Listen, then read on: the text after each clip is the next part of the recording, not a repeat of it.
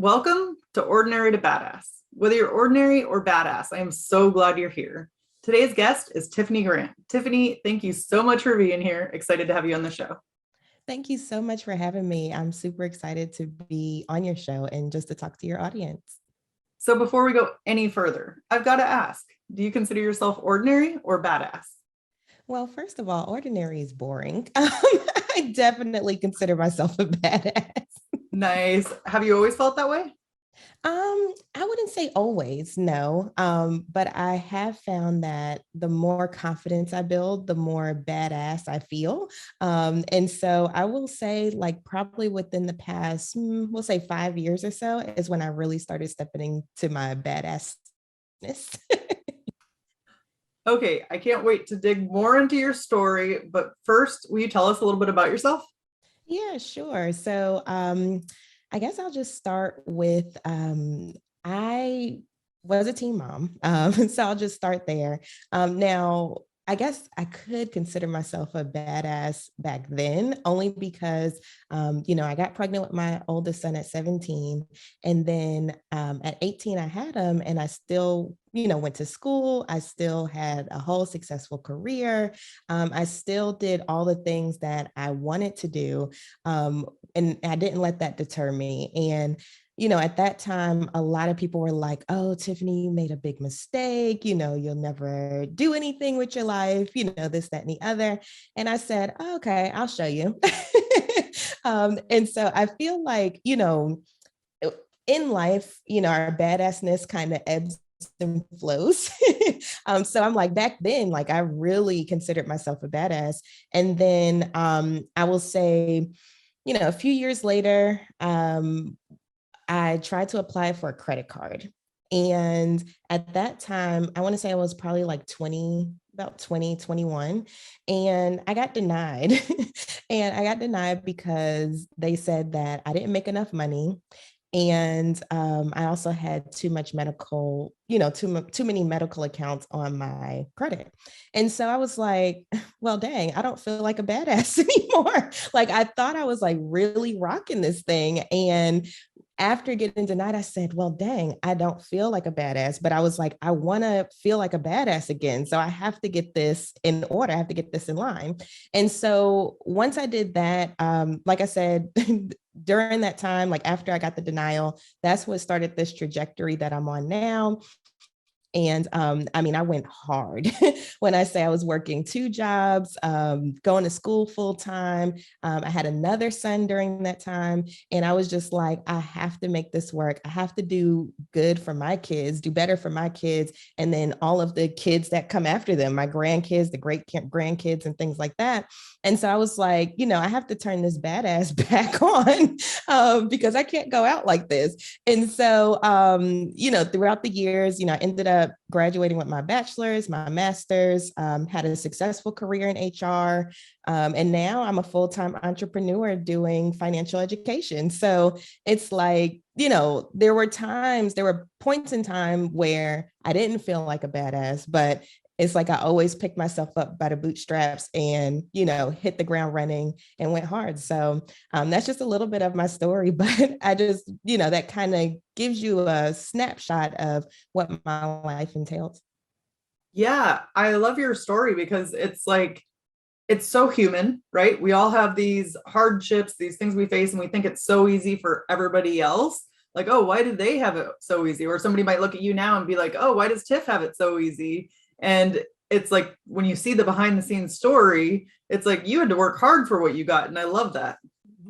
Absolutely. And that's why I tell people, never judge your chapter 1 to somebody else's chapter 20. Like you don't know what someone has gone through to get to where they are. The best thing you can do is just compete against yourself. Like just be the Yes. best person that you can be better than yesterday. That's pretty much the goals that I have.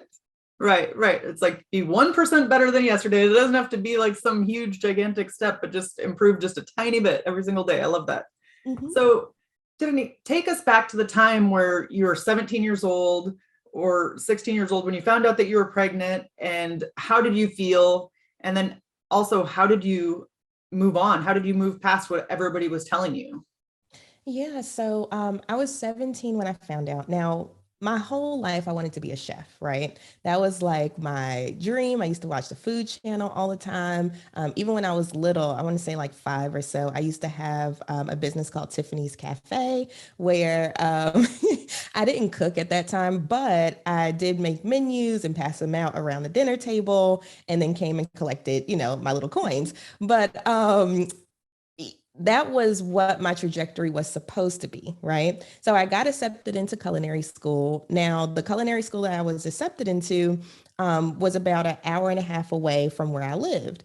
And so, about a week later, after I got accepted, that's when I found out that I was pregnant with my oldest son. And so I was like, hmm, like I don't think I can move that far away. And so what I decided to do was to enroll in the local community college, which my grades were good enough to get into a university. It was just too late for me to apply anywhere. And so I was like, well, I've always loved business, so I might as well just go that route. Which hindsight 2020, I'm 100% glad I did. But at that time it was just like there was so many people, that were disappointed in me. They were like, "Oh my gosh, she has such a bright future." Um, I even was told, "Oh, you're just going to be flipping burgers for the rest of your life," which granted, there's nothing wrong with flipping burgers if that's what you like. But I was just told some really crazy stuff. And I was just like, you know what, at the end of the day, I have free will and I have to exercise my free will. I can't let other people, get into my head. And that's kind of the mindset that I've taken throughout the years, is that you are in your own lane. You can do your own thing, and regardless of what happens to you. Well, I have this philosophy that life doesn't happen to you, it happens for you. So everything that happens for a reason. And it's up to you to figure out if there was a lesson, if there was a gift, what you were supposed to take out of that situation. So that's kind of that has been my mindset for forever, as long as I can remember. And then also another thing that I live by is that everything you've ever wanted is on the other side of fear. So anytime I feel fearful about something, that's my cue that I need to go ahead and take that step, because usually it pans out just fine. But sometimes, of course, you get some lessons along the way, but you never know until you go ahead and take the step. So luckily, that has served me very well throughout my life. But that's kind of how I got through the whole, people doubting me, people thinking that I wasn't going to become anything. Just because I had a kid, I'm like, no, actually, in my opinion, my son actually motivated me to do better, because then I realized, I have a little human that's going to depend on me pretty much for the rest of his life. I mean, granted, when he gets 18, but at the end of the day, I have this little human that I have to raise and I have to be a good role model for. And so, in my opinion, it actually motivated me more. Like, there's no telling what I would be doing or who I would be right now had it not been for that situation. So, that's kind of how I got through that whole thought process. So, O to beers, listen to what Tiffany's saying, let the haters motivate you more. Like, it's easy to get like bogged down by what they're saying, but use that as like fuel for your fire. So good. So, Tiffany, how did you develop this sense of resilience? Was there like a mentor or somebody in your life that helped you kind of nurture that? Not at that time, I would say. I don't know. Honestly, that is a really good question. I'm over here thinking like, what made me like that? I mean, I will say that my mom, she has been really resilient throughout my life. I used to live with my grandparents, and I found out that, she was in an abusive relationship, while I was living with them. I ended up moving down here, and the guy was just really horrible to me, when I first moved down here. And I didn't find out till after he had passed away that he was abusive as well. And so, I guess just going through that situation, having to deal with someone like that. I mean, that was the first time in my life. And I think I was in like seventh grade, eighth grade. It was just very interesting. And it made me look at life a little differently.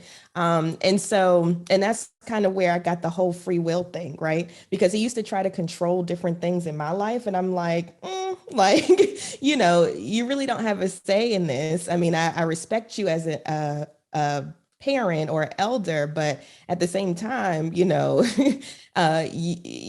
just have to kind of put your foot down in certain situations. So that's kind of the mentality that I started having. And I feel like that has helped me tremendously throughout my life. Even, for instance, when I was quitting corporate in 2019, a lot of people were projecting their fears onto me. Oh, but you have two boys. Oh, but you're a single mom. Oh, you have a house payment. What are you going to do? Where are you going? That type of thing. And I'm just like, I'm going to just go be an entrepreneur. And I was like, the thing is, and what made me feel like a badass in that moment was I knew my numbers. Like I knew exactly how much I needed to make every single day to pay my bills. And other people didn't know that. So I say this to say, your journey is your journey. Not everybody can see your vision and not everybody's on the same journey that you're on. So other people will, I'm telling you, they will project their fears onto you. If they don't feel like they can do something, they're going to be like, oh my gosh, but how are you going to do it? But you can't do that. But it's up to you to say, you know what? No, this is my life. This is my journey. I'm going to pursue what I need to pursue. And I know that I have the numbers and everything to back it up. So, I stayed steadfast in that and it has paid off tremendously. I love what I do.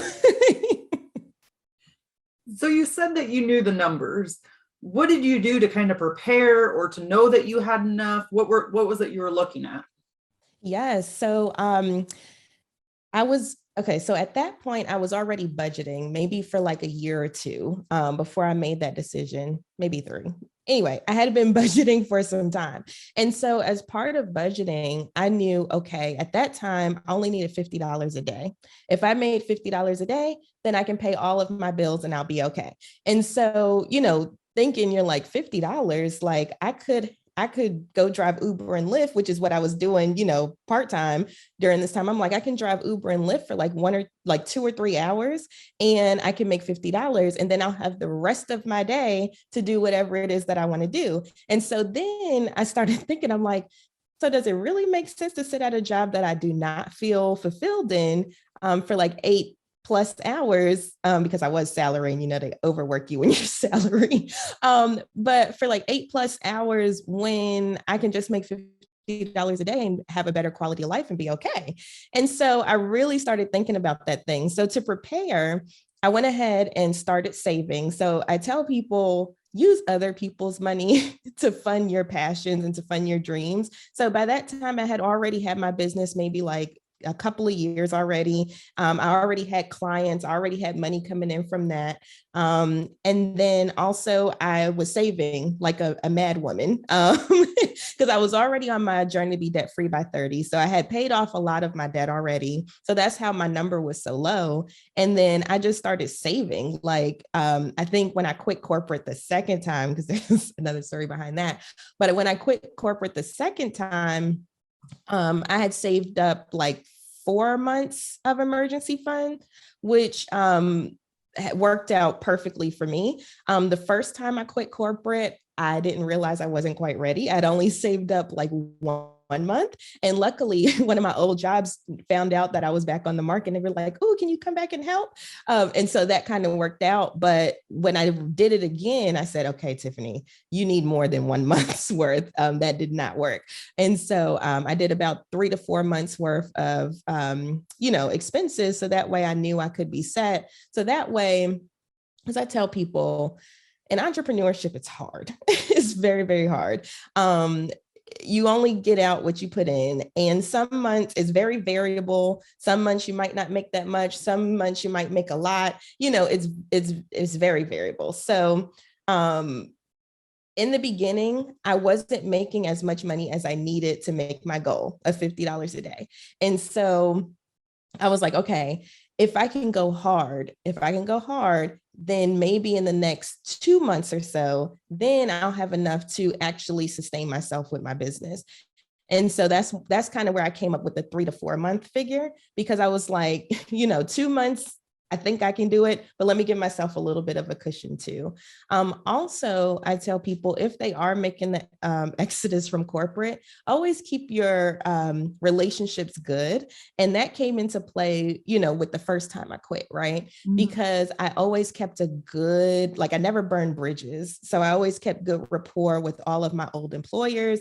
And so luckily, I didn't have to fall flat on my face. I fell a little bit, but then I was able to go back to one of my older employers. So I tell people to do that as well, just as a just in case plan B. But it was very interesting at first. But once you start getting your feel, then you can, kind of make a little bit more money and self-sustain. So what sparked this passion for financial literacy, and why should it be important to people?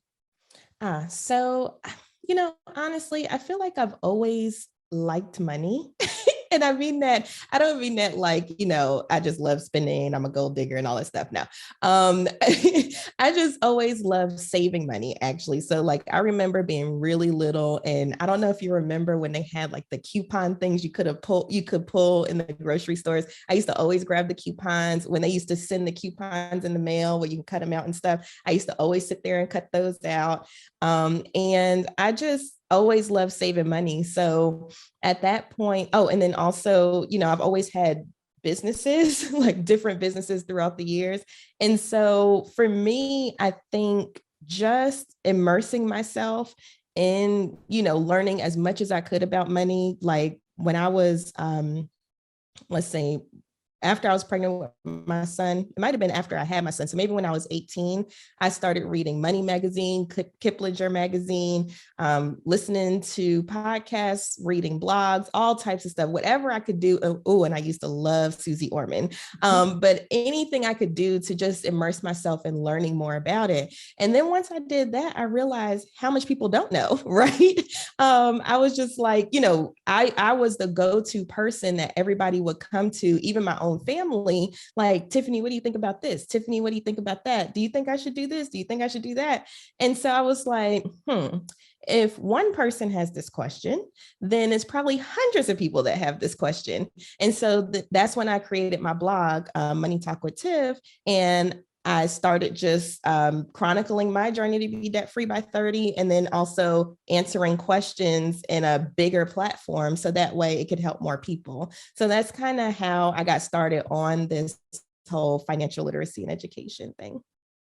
Yeah, it seems like a lot of people grow up and their parents don't teach them about money. It doesn't matter if they have wealthy parents or if you come from like a poor income household. It's like kids just aren't taught about money. So what is a question that most of your clients ask you, or something they don't know? And then what do you tell them? There's so many.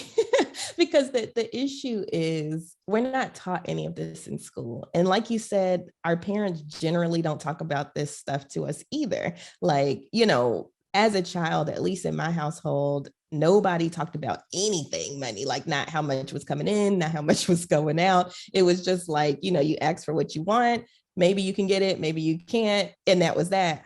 But the thing is, the unfortunate part is that if nobody is offering this education and nobody is getting this education, then we end up in the same situations over and over and over again. And I feel like just going back to your other question, what sparked me was I grew up in households where everybody was spenders. Everybody loved spending money. And so everybody was always in debt. Like I remember my mom having a credit card stack like that big. And she would always, whenever they asked, would you like to apply? She would always be like, yeah. And then she would whisper at me like, I don't think I'm gonna get it. And then they'd be like, oh, you're approved. And then she's like, oh, and then she'll add more, add more items to her thing. So it's like I grew up in that environment. And then when the 2008, 2009 crisis happened, a lot of my family went through bankruptcies and foreclosures and things like that. So in that, like during that time, that's when it clicked, like, I don't want to live like this. Like I was terrified of credit. But to answer your question though, a lot of people ask me, how to build their credit, how to budget, how they should pay off their debt. There's so many different questions that I get on a regular basis, but I'll go over how to pay off debt, right? Because I feel like that's a lot of what people struggle with right now. And especially because student loans are supposed to be coming due May 1st. I hope they don't. But there's a few ways to do it, right? Now, what I tell people is know your numbers. So that's step one. So know what you're working with. Now, if it's a huge number, because I started off with like 100, like it was a little over 50,000, then over the years, added more, whatever. So it ended up like 100,000 or so. Now that number is like I'm going to be in debt until the day I die. Like I'll never get through this. But if you know your big number, then you can start making mini goals, right? So when I was on this journey to be debt free by 30, like I said, I was going hard. And what I was doing was the snowball method. Now, the snowball method is when you take the lowest dollar amount of debt, and then you pay that off first, and you take that payment, apply it to the next one, apply it to the next one, so on and so forth. And the beauty about that method is that it gives you momentum. It makes you feel good. So when I would pay off, one of my student loans, I would get the paid in full letter in the mail, and I'm like, yes, let me see if I can do this one a little faster. Let me see if I can do this one a little faster. And so that's the beauty of that method. Now, the second method you could do is the avalanche method. So the avalanche method is when you take the highest interest rate and pay that off first. And then, you keep going down and down and down. Now, the beauty of that one is you save more money, but it could feel like, let's say, for instance, if you have a credit card and you owe 5,000 and it's the highest interest rate, you may be paying on that one for a while. So for some people, because money is psychological, for some people, they might be like, oh my gosh, like I feel like I've been paying on this forever. And so there's positives and negatives to each way. But those are the main two ways that you can do it. Now, I introduce a third way, right? And so the third way is a combination of both. So just depending on your situation and depending where you are with your debt and the type of debt, I usually do a combination of both. So with mine, for instance, I started off with the snowball method because all of my debt was student loans. Then when I started having credit card debt, those interest rates were a little higher. So I was like, okay, let me pause on the student loans because those interest rates were low. And then let me move to the credit cards and then try to pay those down first. Pay those down next. Now, the reason I say that is because, yes, I was interested in saving money. I already had the momentum going from when I did the snowball method. So I just took that momentum and I'm like, it's possible because I've been doing it. And then I just applied that to the avalanche method. So that's why I say, you could do one or the other, or you could do a combination of both, depending on what you're trying to tackle. But I will say, I looked up one day, not looked up, I actually looked in my app that I use, Debt Payoff Planner. But I looked in the app and boom, it said I had paid off $50,000 in debt. And I'm like, whoa, like I really did this. And that's why I also tell people, make sure you keep track. Make sure you keep track of what you've paid off, how much you've paid, because it's those moments when you get that, oh, I did this. And then it gives you more momentum to keep going. So just to sum that up, my big 3 tips are to know your numbers, break down big numbers into smaller numbers, and then keep track of everything. So that way you can keep that momentum going, and then use one of the payoff methods or both. So what is something people struggle with most in regards to creating a budget? Oh, sticking with it. I want to say that is probably the biggest challenge people have, is actually sticking to it. And when I say sticking to it, I mean like tracking, your expenses, because a lot of people, even if they get to the step of, oh, I created it, which that is a huge step. A lot of people don't even get that far. Then it's like it's created, but you never look at it again, right? And so, and then at that point, it's like there was really no point in creating it. So I tell people, when you're budgeting, it's important to track your expenses. It's important to create it, and it's important to analyze your spending. So if you don't have those three components, every time you make a budget, then it's going to be hard to make any progress on any of your goals. So like I said, one of the main issues is sticking with it. Now I have a few tips for that. First, start off slow. Don't think you have to go all in. It's kind of like when you're trying to lose weight and you're like, ooh, I'm gonna work out every day. Ooh, I'm gonna eat right every day. It's like, it's great that you have those goals, but the chances of you sticking to it, that drastically is little to none. You might do it like a good 3 days or so, and then you fall off the bandwagon. Then you beat yourself up about falling off the bandwagon, and then you're like, I might as well just start again next month, that type of thing. And so it's the same thing with budgeting, right? So I tell people, go in slow, just start tracking your expenses. Don't even make a budget yet. Just track and see where you're spending your money, because you have to know, you have to be aware of where you're spending it in order to make a budget anyway. So just start there. And usually when people do that step, they're like, well, dang, I can just start cutting down. They start realizing how much they're really spending. I just talked to someone the other day and they said, Tiffany, I just realized I spent $800 in fast food last month. And I said, whoa. Now, I mean, it's all up to you, because that's another thing too. It's your money, use it how you want to use it. But when your goal, I'm sure your goal is not to make McDonald's rich or, what have you. So, you kind of have to make sure that your goals align with how you're spending your money. So anyway, tracking is super important. And that's how I usually tell people to start easing into budgeting. And then once you do that, create a budget based on, what you did before and where you want to be, and then your goals, right? So that's the big picture that you're looking at. And then once you do that, start trying to make it a habit. Even if you don't track every single penny, at least when you start, just estimate a little bit, oh, well, I spent $20 in fast food this week or whatever. Go ahead and put that in your budget. So I think that's my biggest tip to stick with it, is to ease in. Don't try to do it all at once. It's not going to work. I can tell you from experience. Just ease into it, and then you'll be more successful in sticking to it. Yeah. And I love how you said start slow and just track it, because it's oftentimes we just have to start with the smallest of things, like the smallest barrier, And so if we're just tracking it and we're not doing anything else, and you can keep spending your money the way that you want to, I think that's a little bit more freeing. Mm-hmm. And then also, just one more tip, you don't have to look at the numbers to start either. Like, another strategy that I tell people, if, numbers is not their thing, I'm like, okay, how many times do you eat out each week?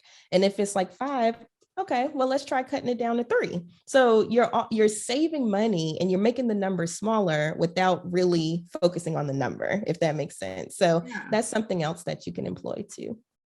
Which is great, because numbers are intimidating and it can be very overwhelming. And so, yeah, O to Bers, listen to Tiffany, start with one thing, start slow. It doesn't have to be like Rome wasn't built in a night. So, so start from where you are. Mm-hmm. So, Tiffany, what do you do? You create a budget, and then what do you do after that? Okay, so after that, so like I said, your budget should be aligned to your goals, right? So the beauty in it is, okay, I use the analogy of a ship. Okay, so the purpose of a budget, okay, let me do the analogy. You're rowing, right? And you looking down and there's water just coming into your boat. And then you realize that you're sinking. Now, you don't see any big holes, it's just like, where's this water coming from? So then when you budget, it's kind of like plugging up all of those small holes that are in your ship. So that way you don't have to sink at the end of the month, right? And so at the end of the day, once you have your budget, or, I also know that budget is a trigger word for some people. So once you have your cash flow planner, or whatever you want to call it, you want to make sure that you, like I said, track everything. And if you do that, it's almost impossible to not reach your goals. Like I was just on the phone with my client, it's a couple, and they were like, oh, we're supposed to take this big trip in a couple of months. Oh, we want to pay off these credit cards before the promo is over, because they do the 0% for a little bit and then whatever. So all of these things are coming up this year. Now we sat down, we did their budget based on those goals. And lo and behold, I was like, you can do all of these things. Because when they first came to me, they were like, well, we don't know if we're going to be able to take our trip, or we don't know if we're going to be able to, pay the credit cards off in time. But once we sat down and we actually put it in the budget, everything was doable and actually faster than what they thought. And so that is the beauty in actually budgeting and allowing your money to do what you want it to do. Instead of it telling you where it wants to go, you're telling it where you want it to go. And so you can literally do any goal your heart desires as long as you stick to it. And that's the beauty of it. It's like you have a plan, you know where you're going, you have a target. And so now all you have to do is implement. And it just makes life so much easier. I promise. It makes life so much easier. And you actually realize that you can do more things. Like you can actually do more. So that's what I tell people. Don't look at budgets as restrictions. Look at it as giving you permission to do the things that you want to do. And that has helped tremendously as well. Yes, it's like perspective is everything, really. Mm-hmm. Because if you're thinking of, oh my gosh, this is horrible, I can't do this, this, or this, of course, you're going to hate a stinking budget. But if you're looking at like what it will provide you, or you're looking at the long-term things and all the good that it will bring to you, it makes it a little bit easier to budget every single day. Or, I know you don't create a budget every single day, but but to create your monthly budget and to stay on plan, it's helpful if you look at those long-term benefits. Mm-hmm, absolutely. Oh, I tell people, have a stretch goal. Have like a goal that you're like, I don't think I could ever do this. Have that big goal, but then just break it down into these smaller goals and have those goals in mind as you're going along this journey and this process. And I promise you, that was my whole thing with the whole debt free by 30, right? When I started the journey, I think I was like 26, and I was like, oh my gosh, I don't think I'm gonna make it. But because I had that big stretch goal, and then, like I said, I broke it down debt by debt, it became doable, and I almost made it. But it just takes having that big vision and then breaking it down into smaller pieces. I think that's very helpful as well. So good. So, Tiffany, let's end with a tip to encourage women who are in the arena fighting for the life that they want. Yes. So, ladies, do it. I know that sounds so cliche, but I'm so serious. Like at the end of the day, like with my entire life, and as you saw from a lot of these stories that I told you today, I just did it. And I didn't care what anybody thought about me. I didn't care about, the negative consequences. Of course, you weigh things out, but I didn't care about what could possibly go wrong and all that stuff. I just did it. And the thing is, a lot of people get stuck at that point. Like they just don't take that next step. They don't step over the threshold into that. And what I have learned is, yes, it works out sometimes. No, it doesn't sometimes, but you always learn something in the process. And so I have a philosophy: you fail early and you fail often. And like I said, everything you've ever wanted is on the other side of fear. So ladies, step into your power, do the dang thing. And make it happen. That would be my biggest tip. And how can we connect with you? Yeah, so you can find me at moneytalkwitht.com or on all social media platforms at Money Talk with T, literally every single platform. But I would love to connect with you and just educate you more about money. That's what I'm here for. And we have fun doing it. I'm the same way you hear me talking to you, I'm the same way all the time. So definitely check me out. Thank you so much, Tiffany. You've been a total badass, and I've enjoyed hearing your story. Oh, thank you so much, Marie. It was my pleasure. And with that, we'll end our show. To all the badass women up there staying in the arena, wherever you are, whatever you're doing, own it and get after it.